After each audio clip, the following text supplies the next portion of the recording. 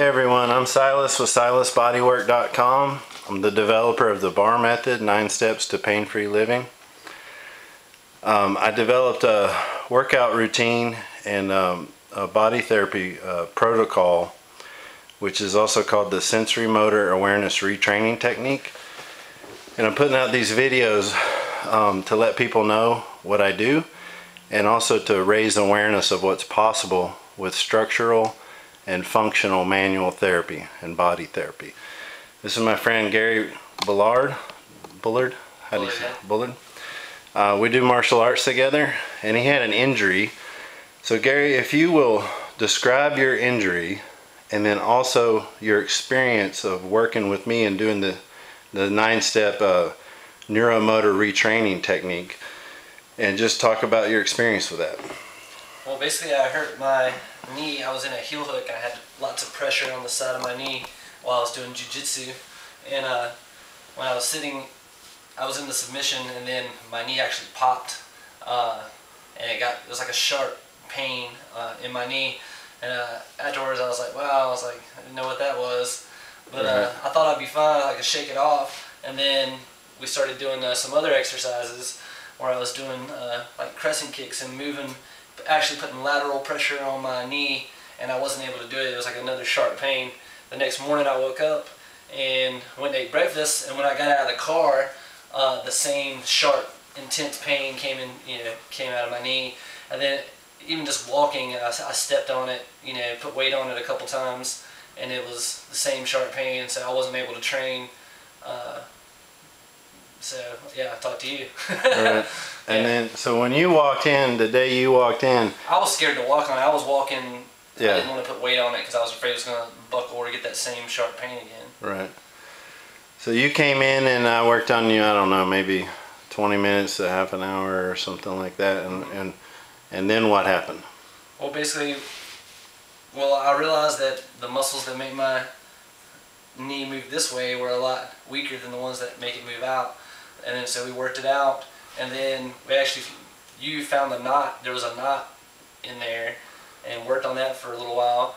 Then afterwards, I was comfortable enough to kick pads and do Muay Thai. Right. So immediately after getting done, I was confident enough in it. I didn't feel any pain, and it felt stable after we worked on it. Right. And I've been training the past about week and a half or so now. Yeah. And it still has a little bit of tension on it, but it was like that before the injury. Right. But when I'm sitting like this, and when I go to sit up, there's a pressure on the inside of my knee right there, and it's a little bit of pain. Right. So you came in hobbling with sharp pain, and you left able to go back to training. Yeah. And you have a little bit of stuff left where you still feel some. Do you have instability anymore, or? No, I mean I'm good enough to spar right now. Right. It's just the only time it really bothers me is if it's in this one motion when I'm sitting up and I'm getting that lateral torque on that kind of torque on my leg. Okay, so the next part of this video, I'm going to have Gary make the motion and do the exercise that is causing him the most discomfort, and then we're going to go back and work on it and then reshoot the video and show the after, like what his leg looks like and feels like after we work on it. So if you'll turn a little to the side so we can see the side of your leg, there you go. And just this is a kind of a common move in jiu-jitsu where you're coming up. Mm-hmm. All right. Yeah, so when you're here, usually when you're here and you come up to sit up, you'll raise up. Yeah. And your knee starts to actually fold right there. Right. You can see it when it's starting to put pressure. And right here, at this point, I feel it start to pin. There's a little bit of pain there. I mean, it's just kind of annoying. Okay. On this side is good. When I come up here and I sit up, yeah, I'm fine. You see how my knee folds up underneath me like that?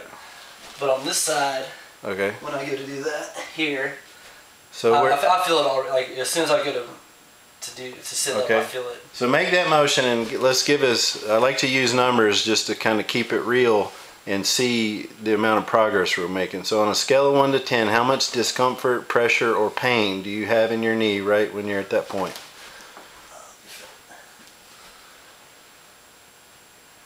It's probably like a 3 or something like that. It's not too bad. Okay. It's yeah, but it's just enough that you notice it's there. Yeah. Okay. Usually when I feel that, I ease up, and change. Now, that day you came in, what would it have been approximately? Like, if you had to... Oh, the sharp pains that I was feeling were... Like, would you have even been able to do that the day you came in?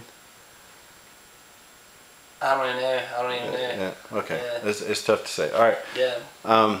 Anyway, so we're going to stop the video, and because I'm using this tiny little camera, I'll have to stop the video, make another video, but I hope you guys stay tuned to it and check it out, because it'll be good to see the amount of improvement that you can get in one little 20-minute session with educated body work. Is just very, have a high level of skill at analyzing movement patterns, seeing where the compensation's coming from, resetting the compensation, which once you reset the neurological compensation that happens after an injury, because when you have trauma, your brain's job is to make sure you don't do it any worse, and it's trying to protect you. So you have to reset that.